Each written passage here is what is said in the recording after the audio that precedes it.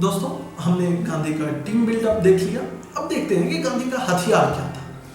तो गांधी जी का हथियार हम सबको पता है क्या था, अहिंसा और सत्याग्रह। अहिंसा आप समझ रहे, सत्याग्रह क्या है? अगर हम इसका सिंपल हिंदी मीनिंग निकाले तो सत्य और उसका आग्रह। बट क्या इतना ही है सत्याग्रह का अर्थ? नहीं, मेरे अनुसार सत्याग्रह का क्या अर्थ है?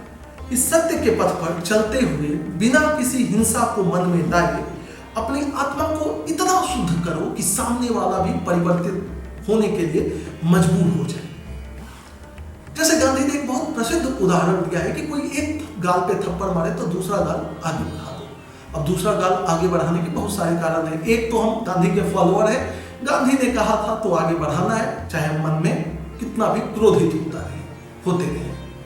तो ऐसा गाल आगे बढ़ाने का कोई अर्थ नहीं है गांधी के अनुसार। दूसरा, आप उसके डर से, उसके भय से सामने वाले के दूसरा गाल को आगे बढ़ाओ। तो उसके लिए गांधी ने कहा कि अगर आपके मन अंदर भय है, क्रोध है, तो उससे बेहतर है आप हिंसा करो, फिर आप इस रास्ते पे मत आओ। गांधी का अर्थ था कि अगर कोई एक गाल पे थप्पड़ मारता है तो आप निर्विकार रूप से बिना सामने वाले के प्रति क्रोध लाए, मन में कोई दुर्भावना लाए, उसके सामने अपने अगले गाल को प्रस्तुत कर दो।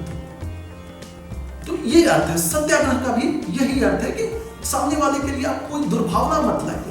आप यह समझिए कि सामने वाले को भगवान ने कुछ विकृत मानसिकता दिया है, इसलिए वो ऐसा कर रहा है। उसके साथ भी प्रेम से पेश आइए, फिर वो धीरे धीरे क्रमशः क्या होगा, उसका भावना आपके प्रति बदलेगा और वो हो सकता है कि सही रास्ते पे आए और आपको आपका अधिकार दे। ऐसा गांधी का मानना था, है ना। और इस तरह के थॉट से आपको लग रहा होगा कि ये काफी इम्प्रैक्टिकल थॉट है, ये प्रैक्टिकली संभव नहीं है। लेकिन नहीं, अगर यह प्रैक्टिकल संभव नहीं होता तो शायद हम भारत में इतने स्ट्रॉन्ग स्थिति में नहीं होते, भारत कभी आजाद नहीं होता। और भारत ही नहीं, नेल्सन मंडेला जैसे लोग अपने मकसद को नहीं पाते। और दुनिया में केवल नेल्सन मंडेला नहीं, हजारों लाखों कार्यकर्ता, हजारों लाखों आंदोलनकारी अब गांधी के रास्ते को फॉलो करते, गांधी के रास्ते को, और उस पर चलते हुए अपने आंदोलन को एक सक्सेसफुल आंदोलन बना रहे हैं। तो निश्चय ही यह चीजें सुनने में थोड़ा इम्प्रैक्टिकल है, बट आप करके देखो और जब जरूरत है तो आप इसे प्रयोग करो, निश्चित ही इस पे भी सफलता मिलेगी। ठीक है, अब देखते हैं कि इस हथियार के थ्रू गांधी लाना क्या चाहते थे। तो ऑब्वियसली, अच्छा, एक और चीज मैं जो कहना चाह रहा था, मेरे दिमाग से निकल गया, अभी ध्यान आया है कि गांधी का एक और हथियार था अपनी संस्कृति पे, अपने विरासत पे गर्व। उस समय जो तत्कालीन गांधी के साथ के और भी लीडर थे, उनका थोड़ा सा विचार बदल रहा था। वो पाश्चात्य संस्कृति को भी श्रेष्ठता पे ध्यान दे रहे थे, बोल रहे थे नहीं वही श्रेष्ठ है, और उनकी तकनीक को भी। लेकिन नहीं, गांधी ने कहा कि सांस्कृतिक रूप से हम भी अच्छे हैं, बेहतर हैं, श्रेष्ठ हैं।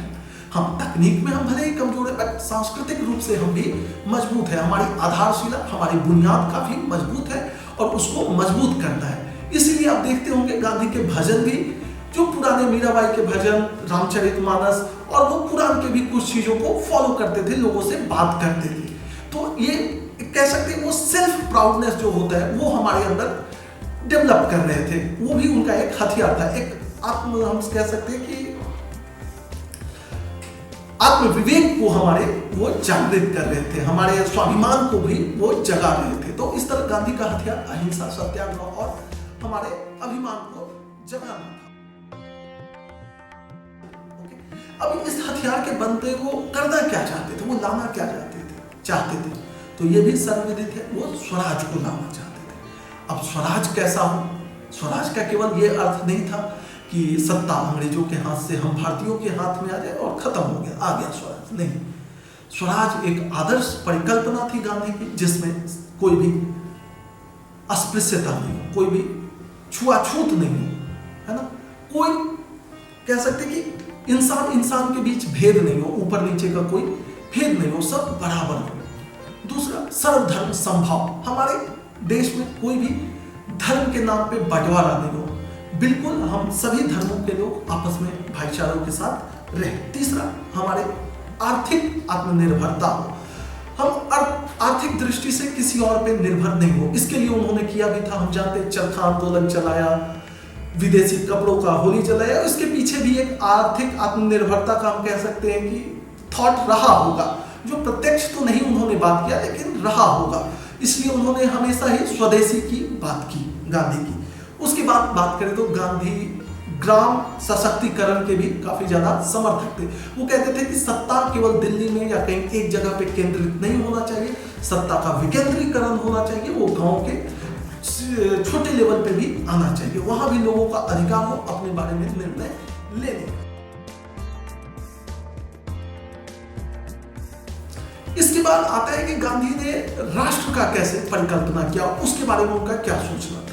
तो अगर हम तत्कालीन विश्व की बात करें, खास करके पश्चिम की, तो लोगों का मानना था कि जो भी राष्ट्र का बिल्डअप होता है, नेशन बनता है, उसके पीछे कुछ फैक्टर होते हैं, जैसे कि उनका एक धर्म हो लोगों का, उस पूरे राष्ट्र का एक भाषा हो, उनका एक ही कल्चर हो और एक ही दुश्मन हो।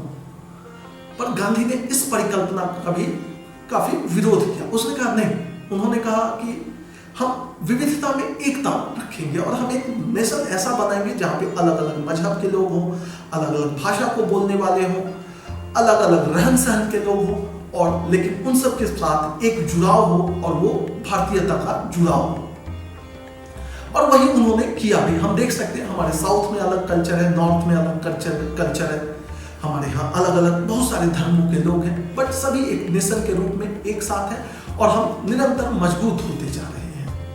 और एक और बात है, गांधी की अहिंसा को अगर हम फिर से एक बार रिकॉल करें तो आप देखिए, हमने राष्ट्र बिल्डअप किया है ना, और पता है आपको कि भारत दुनिया का इकलौता ऐसा राष्ट्र है जिसके एकीकरण में सबसे कम रक्तपात हुआ, सबसे कम हिंसा, या हम कहें हिंसा हुआ ही नहीं, और हम अलग अलग रियासतों से एक राष्ट्र में मिल गए और एक राष्ट्र बन गए। ये सब गांधी का ही हम कह सकते हैं थॉट था, जो हमें इस तरह एक राष्ट्र दिया, अलग अलग धर्म, क्षेत्र सब कुछ रहते हुए एक राष्ट्र के रूप में दिया, एक मजबूत राष्ट्र के रूप में दिया, और एक ऐसा राष्ट्र दिया जिसमें कि अभी तक एक हम कह सकते हैं कि पूर्ण लोकतंत्र चला आ रहा है। हमारे साथ जो राष्ट्र आजाद हुए वहां पे आप देखिए कभी भी लोकतंत्र सफल नहीं हुआ, बट हमारे यहाँ एक सशक्त लोकतंत्र है। यहाँ पे हर किसी के पास अधिकार है, संवैधानिक अधिकार है, किसी के भी, लगभग किसी का भी अधिकार का हनन नहीं होता है, एक दो अगर हम एक्सेप्शन की बात छोड़ देते हैं। तो उम्मीद है हम इस राष्ट्र को, इसकी शक्ति को और गांधी की जो परिकल्पना थी राष्ट्र की, उसे बनाए रखेंगे, उसे मेंटेन रखेंगे। और अगर हम अगले साल बात करेंगे गांधी के ऊपर तो हमारा राष्ट्र कुछ और मजबूत होगा या कुछ और ऊंचाइयों को छुएगा, लोकतंत्र के कुछ और आयाम को सेट करेगा। ओके, तो थैंक यू बच्चों। आप केवल गांधी के बारे में सुने ही नहीं, उसे कुछ अपने जीवन में उतारने का प्रयत्न भी करें। अगर हम गांधी को 5 से 10% भी फॉलो करें तो शायद हमारी राष्ट्र की स्थिति, हमारी स्थिति दुनिया में किसी और मुकाम तक पहुंचेगी। तो उम्मीद है आप कुछ गांधी को फॉलो करेंगे। Thank you.